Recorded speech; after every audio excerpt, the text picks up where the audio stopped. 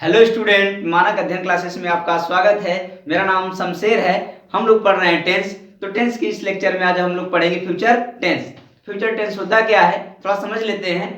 Future tense वे क्रियाएं जो ऐसा माना जाता है कि अभी तक हुई नहीं है अथवा वे अवस्थाएं अभी तक अस्तित्व में नहीं थी।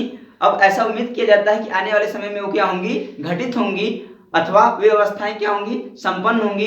तो उन अवस्थाओं अथवा क्रियाओं को फ्यूचर टेंस में कहा जाता है। और फ्यूचर टेंस को 4 प्रकार से बांटा गया है। देखते हैं कौन कौन से 4 प्रकार होते हैं।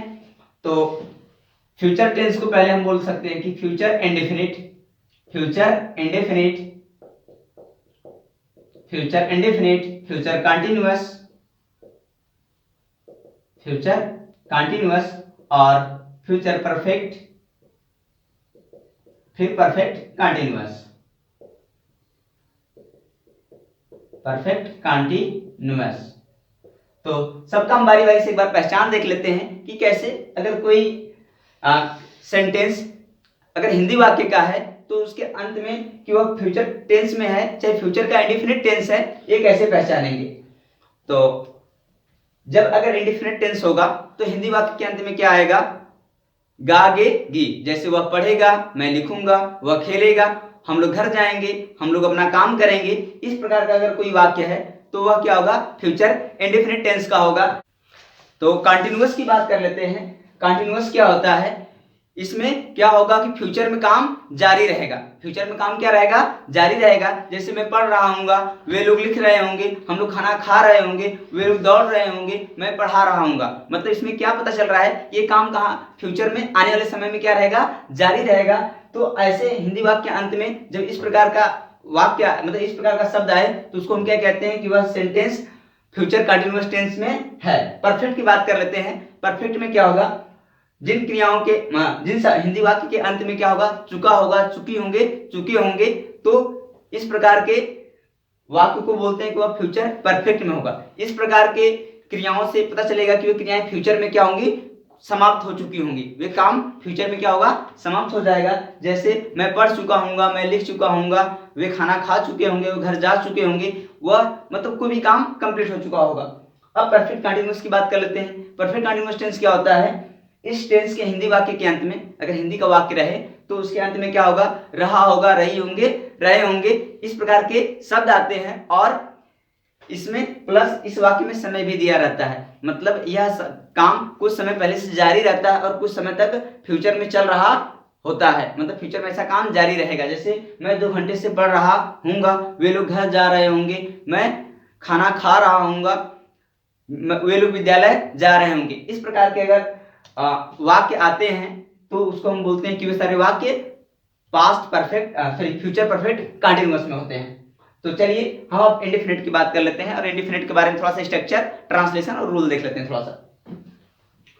तो इंडेफिनिट में क्या होगा कि वे क्रियाएं जो ऐसा उम्मीद किया जाएगा कि आने वाले भविष्य में, आने वाले निकट भविष्य में वो क्या हो जाएंगी, पूर्ण हो जाएंगी, कंप्लीट हो जाएंगी। तो उसको बोलते हैं फ्यूचर इंडेफिनिट का टेंस है। जैसे मैं घर जाऊंगा, मैं घर जाऊंगा, मैं घर जाऊंगा। तो आई, अब आई शैल गो होम। अब थोड़ा सा स्ट्रक्चर की बात कर लेते हैं। आप कहेंगे सेल कैसे लगा दिए, थोड़ा सा स्ट्रक्चर की बात हो जाए। आप स्ट्रक्चर देख लीजिए इसके बाद फिर। तो इसमें जब सब्जेक्ट आता है, सब्जेक्ट के बाद क्या आती है, हेल्पिंग वर्ब विल या शैल। फ्यूचर इंडेफिनिट की टेंस की हेल्पिंग वर्ब क्या आती है, विल या शैल। तो हम लोग या तो विल यूज करेंगे या शैल। तो प्राय सभी जो सब्जेक्ट होते हैं उसके साथ विल का इस्तेमाल हो जाता है, लेकिन अक्सर हम लोग क्या करते हैं कि वी और यू आई के साथ शैल का प्रयोग करते हैं। तो सब्जेक्ट और विल और शैल, फिर इसके बाद वर्ब की फर्स्ट फॉर्म। वर्ब की फर्स्ट फॉर्म थोड़ा सा आप लोग वर्ब जानते होंगे, बताया भी गया पिछले वीडियो में, तो आप वहां पे भी थोड़ा सा देख सकते हैं। और वर्ब की फर्स्ट फॉर्म, इसके साथ ऑब्जेक्ट और अदर वर्ड। ये क्या होता है, अफर्मेटिव का सेंटेंस होता है। तो इस प्रकार का स्ट्रक्चर होता है। जब कोई सब्जेक्ट फ्यूचर टेंस में हो तो अफर्मेटिव का सेंटेंस होता है, तो कुछ उसका इस प्रकार का स्ट्रक्चर होता है। अगर इसी का देखिए, मैं घर जाऊंगा, ये अफर्मेटिव का सेंटेंस है। अगर एक और एग्जांपल देख लेते हैं, वे लोग किताब पढ़ेंगे, वे लोग किताब पढ़ेंगे, वे लोग किताब पढ़ेंगे। तो कौन किताब पढ़ेगा? वे लोग। कौन सा काम करेंगे?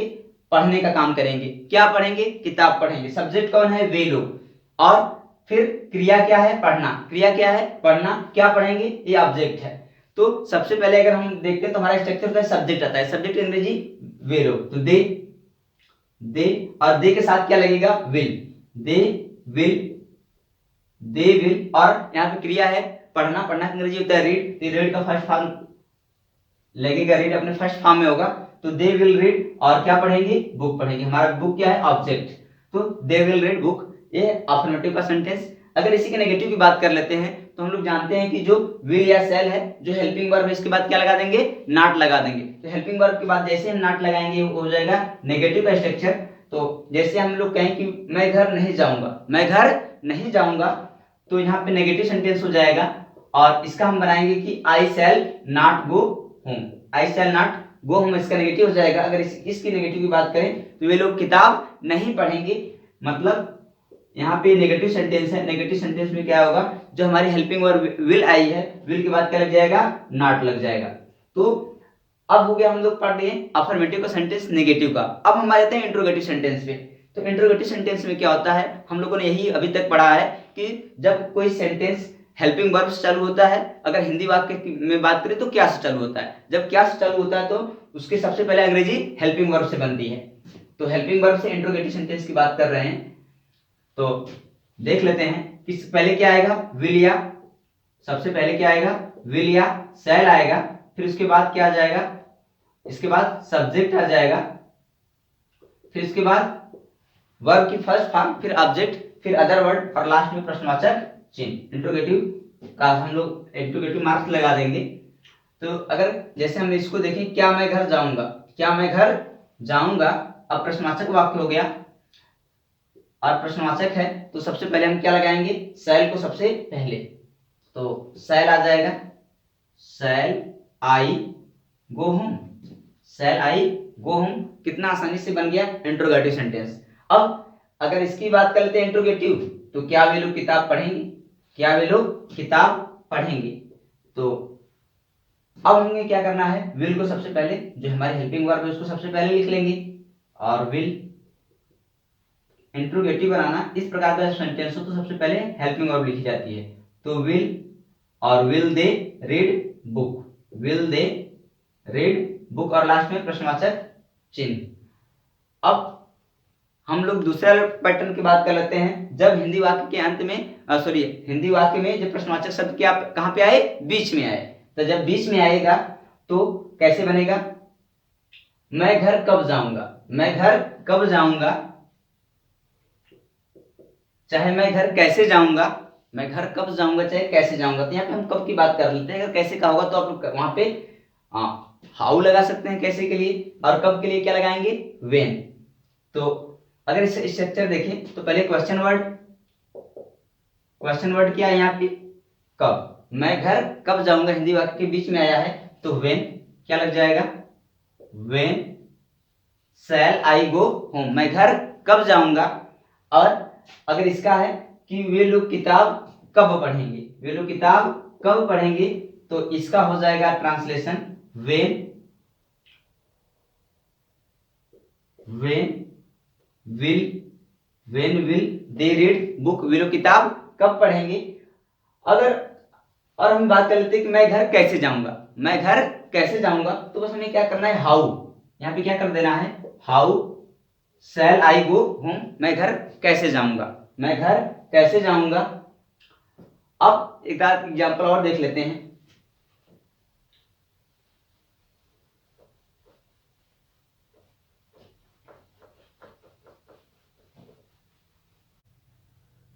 बिल्ली चूहा खाएगी, बिल्ली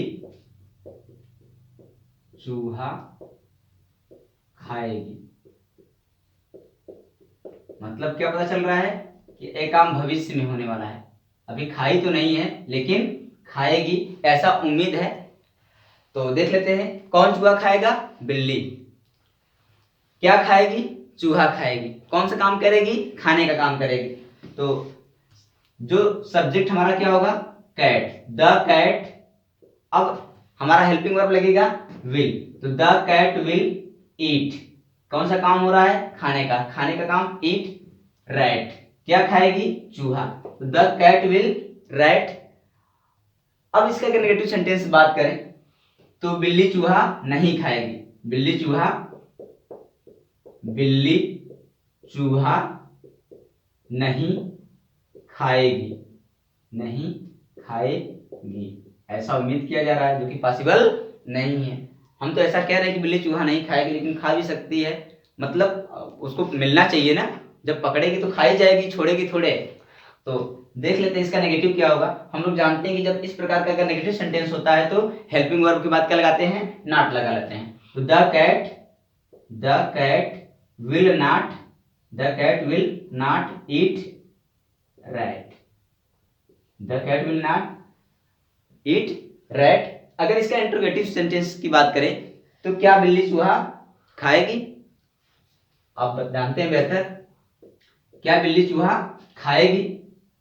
तो हम अब जानते हैं कि इसका ट्रांसलेशन करने के लिए क्या होता है कि जब क्या से चालू होता है तो हेल्पिंग वर्ब सबसे पहले आती है। हेल्पिंग वर्ब क्या है, विल, तो विल को सबसे पहले यहां से हटाएंगे और सबसे पहले लिख देंगे, और विल। अब देखिए हम विल को सबसे पहले लिखे हैं और हम जानते हैं कि किसी भी सेंटेंस की शुरुआत होती है तो सबसे पहला लेटर किसमें लिखा जाता है, कैपिटल लेटर में, और उसके बाद के सारे लेटर किसमें होते हैं, स्मॉल में।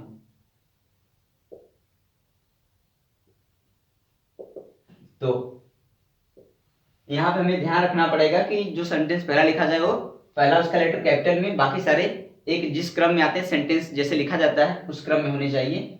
अब बिल्ली चूहा नहीं खाएगी, हम क्या ऐसे बना सकते हैं, क्या बिल्ली चूहा नहीं खाएगी, तो विल, यहां पे सबसे पहले क्या लिख देंगे,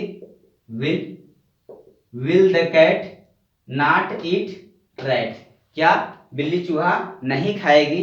अब बिल्ली चूहा क्यों खाएगी, उसकी मर्जी भाई, बिल्ली चूहा क्यों खाएगी, उसकी आदत भी है, मर्जी की बात भी करें और आदत भी है, जिसकी आदत होती है वो भाई अपना काम तो करेगा ही करेगा। तो बिल्ली चूहा क्यों खाएगी। अब हम जान गए हैं कि हमें सबसे पहले क्वेश्चन वर्ड कहाँ पे आया है, बीच में आया है। जब बीच में आता है तो हम सबसे पहले क्वेश्चन वर्ड की अंग्रेजी लिख लेते हैं। अब यहाँ पे क्वेश्चन वर्ड क्यों है, तो क्यों अंग्रेजी क्या हो जाएगा, वाई, तो why will the cat eat rat. अब बिल्ली चूहा क्यों नहीं खाएगी, ऐसे बन सकता है, चाहे कैसे खाएगी, मान लीजिए बिल्ली चूहा कैसे खाएगी, बिल्ली चूहा कैसे खाएगी, तो आप रोक नहीं सकते, चाहे जैसे भी खा लेगी तो खा ही लेगी। How will the cat eat rat, how will the cat eat rat, बिल्ली चूहा कैसे खाएगी। अब बिल्ली चूहा कब खाएगी, अगर इसका बनाना हो तो when will the cat eat rat. तो हम लोगों ने देखा कि फ्यूचर इंडेफिनिट टेंस में कई प्रकार से हम लोग वाक्यों को बहुत ही आसानी तरीके से उसका ट्रांसलेशन कर सकते हैं और अंग्रेजी के भी सेंटेंस को पहचान सकते हैं कि जब इसमें विल या शैल आ जाए और इसके साथ वर्ब की फर्स्ट फॉर्म आ जाए तो फ्यूचर इंडेफिनिट टेंस होता है। तो इस लेक्चर में बस इतना ही, धन्यवाद।